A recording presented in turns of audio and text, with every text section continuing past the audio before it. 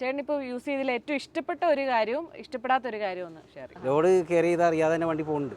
അതുകൊണ്ട് തന്നെ നമുക്ക് അതിൻ്റെതായിട്ടൊരു ക്ഷീണമില്ല. വെടുവഴിയാണെങ്കിലും ചെറിയ റോഡാണെങ്കിലും അതിലെല്ലാം നമുക്ക് ഈ വണ്ടി കൊണ്ട് പോകാം. ഹലോ ഫ്രണ്ട്സ്, നമസ്കാരം. നമ്മുടെ കൂടെ ടാറ്റ മോട്ടോഴ്സിൻ്റെ ഇൻട്രാ V70 കുഞ്ഞൻ പിക്കപ്പാണ് കൂടെ ഉള്ളത്. ഇപ്പോൾ ഓൾറെഡി നമ്മൾ ഇതിൻ്റെ റിവ്യൂ എടുത്താണല്ലോ. ഇപ്പം പല മോഡൽസ് ഇൻട്രാ സീരീസിലുള്ള വെഹിക്കിൾസിൻ്റെ റിവ്യൂ എടുത്താണ്, പല യൂസർ ഫീഡ്ബാക്സ് പല മോഡൽസിൻ്റെ അടുത്താണ്. ഇപ്പോൾ എന്തായാലും ഇൻട്രാ V70യുടെ യൂസർ ഫീഡ്ബാക്ക് അറിയണ്ടേ. അപ്പോൾ അതിനുവേണ്ടി കൊച്ചിയിൽ ഇപ്പോൾ ഉള്ളത് കളമശ്ശേരി സൈഡിൽ നമ്മുടെ കൂടെ ഷായ്ചേട്ടനുണ്ട്, കൂടെ ഇൻട്രാ V70 ഉണ്ട്.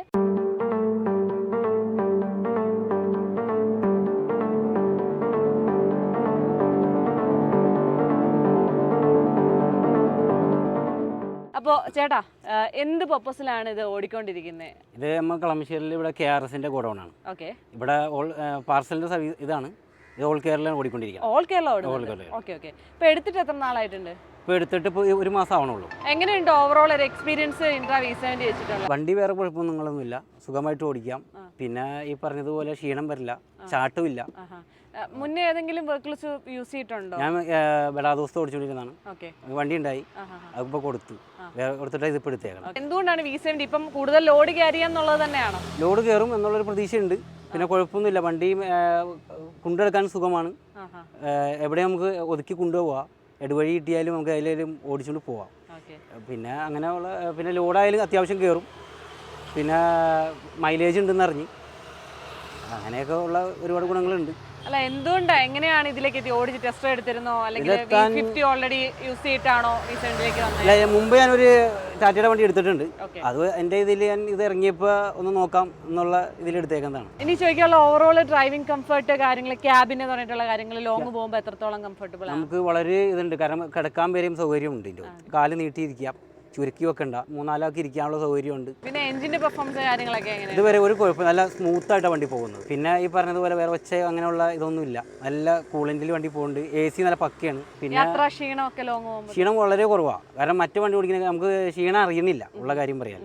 പിന്നെ നമുക്ക് ലോഡ് ബോഡിയുടെ സൈഡിലേക്ക് വരുമ്പോഴത്തേക്കും ആ ഒരു ഏരിയ കാര്യങ്ങളൊക്കെ മാക്സിമം യൂട്ടിലൈസ് ചെയ്യുന്നുണ്ടോ? അത്യാവശ്യം കുഴപ്പമില്ലാത്ത രീതിയിൽ ഇത് പോകുന്നുണ്ട്. കൂടുതലും ഇങ്ങനെയുള്ള ഇവിടുത്തെ മെറ്റീരിയൽസ് ആണ്. KRSൻ്റെ ആണ് മെയിനായിട്ട് കൊണ്ടുപോകണം. ഓക്കെ, ഫെവിക്കിക് പിറ്റ്ലൈറ്റ് ഐറ്റംസ് ആണ്. പിന്നെ നമുക്ക് ITC ബുക്ക്, ഇത് രണ്ടുമാണ് ഇവിടുന്ന് കയറി പോകണേ. അത് അത്യാവശ്യം ലോഡ് കയറിയാണ് ഇവിടുന്ന് പോകണം. ആ ലോഡ് നമുക്ക് കയറുമ്പോൾ അറിയാം, പക്ഷെ അത് അറിയുന്നില്ല. ലോഡ് കയറി ചെയ്ത് അറിയാതെ തന്നെ വണ്ടി പോകുന്നുണ്ട്. അതുകൊണ്ട് തന്നെ നമുക്ക് അതിൻ്റെതായിട്ടൊരു ക്ഷീണമില്ല, ധൈര്യമായിട്ട് നമുക്ക് പോകാം. അത് മാത്രമല്ല നമ്മൾ ടയേർഡ് ആവണില്ല. സ്റ്റിയറിംഗിന്റെ കംഫർട്ടൊക്കെ എങ്ങനെയുണ്ട്? സ്റ്റിയറിംഗ് പക്കയാണ്. ചെറിയതാണെങ്കിൽ പോലും കൊള്ളാവുന്ന രീതി നമുക്ക് ഒതുക്കി കൊണ്ടുപോകാം. പിന്നെ ടേണിംഗ് റേഡിയസ് ഓടിച്ചെടുക്കാനുള്ള ഒരു ബുദ്ധിമുട്ടില്ല. അതുകൊണ്ടാണ് പറയാൻ കാര്യം. പ്രത്യേകിച്ച് ഫ്രണ്ട് ഇത് കുറവുള്ളത് കൊണ്ട് സുഖമായിട്ട് നമുക്ക് ഏതിലെ വണ്ടിയിലും കൊണ്ടുപോകാം. ഒതുങ്ങിയ വണ്ടിയാണ്, ലോഡ് അത്യാവശ്യം കയറുകയും ചെയ്യും. അതാണ് നമുക്ക് ആവശ്യം. ഏത് റൂട്ടിലൂടെയാണ് നമുക്ക് കൊണ്ടുപോകാം, അതാണ് മെയിനായിട്ടുള്ള കാര്യം. ബടാ ദോസ്തൊക്കെ എന്ന് പറയുമ്പോൾ ഇച്ചിരി കൂടി വലിപ്പം ഫ്രണ്ട് ഇതൊക്കെ ഉണ്ട്. അപ്പോൾ എല്ലായിടത്തും കൂടി ഒതുക്കി കൊണ്ടുപോകാൻ പറ്റില്ല. ഇത് ഏതിലെ വേണമെങ്കിലും കൊണ്ടുപോകാം, ലോഡ് അത്യാവശ്യം കയറുകയും ചെയ്യും. ബടാ ദോസിൽ അതേ സെയിം ലോഡ് കയറും, അതാണ് എൻ്റെ പ്രത്യേകത. പിന്നെ നമ്മൾ ഈ വണ്ടി എടുക്കുന്ന സമയത്ത് വേറെ ഏതെങ്കിലും കോമ്പറ്റീറ്റേഴ്സിന്റെ വണ്ടികൾ നോക്കിയിട്ടാണ് എന്തുകൊണ്ടാണ് ഈ വണ്ടി തന്നെ ചൂസ് ചെയ്യുന്നത്? ഞാൻ പിക്കപ്പ് 2-3 വണ്ടി എടുത്ത ആളാണ്. അതിൽ പിക്കപ്പ് ഉണ്ടായി, ഈ പറഞ്ഞതുപോലെ മറ്റേ ദോസ്ത് ഉണ്ടായി. അങ്ങനെ ഇതെല്ലാം കഴിഞ്ഞപ്പോൾ ഇതെനിക്ക് മുമ്പ് ഇതിൻ്റെ വേറെ ചെറിയ സൈസ് ഉണ്ടായിരുന്നു.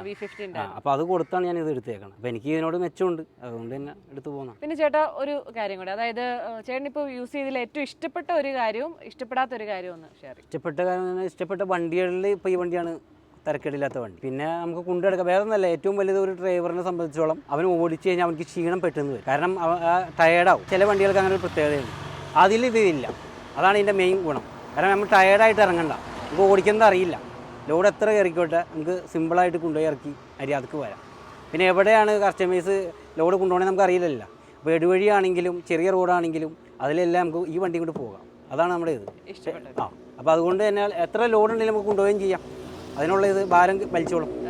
അപ്പോൾ അതേപോലെ ഇതിന്റെ സസ്പെൻഷൻ സൈഡ് ഉണ്ടല്ലോ, സസ്പെൻഷൻ സൈഡ് എങ്ങനെയുണ്ട്? ചാട്ടം ഉണ്ടോ?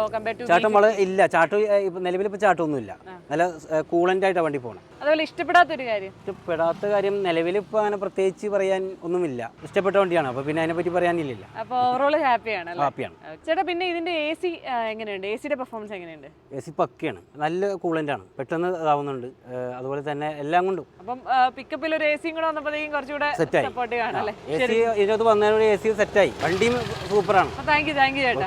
അപ്പോൾ എന്തായാലും നമ്മുടെ ഷാജി ചേട്ടൻ നമ്മുടെ V70 AC-ൻ്റെ കുറച്ച് ഡീറ്റെയിൽസ് വളരെ ക്വിക്കായിട്ട് തന്നെ ഷെയർ ചെയ്തിട്ടുണ്ട്. അപ്പോൾ എല്ലാവർക്കും യൂസ്ഫുൾ ആയി എന്ന് തന്നെ വിശ്വസിക്കുന്നു. അപ്പോൾ എന്തായാലും പുതിയ വീഡിയോ അപ്ഡേറ്റ്സ് ഒക്കെ ആയിട്ട് ഉടനെ തന്നെ വരാം. നമ്മുടെ വീഡിയോ മാക്സിമം എല്ലാവരിലേക്കും ഷെയർ ചെയ്യുക, സപ്പോർട്ട് ചെയ്യുക. Thank you for watching. By.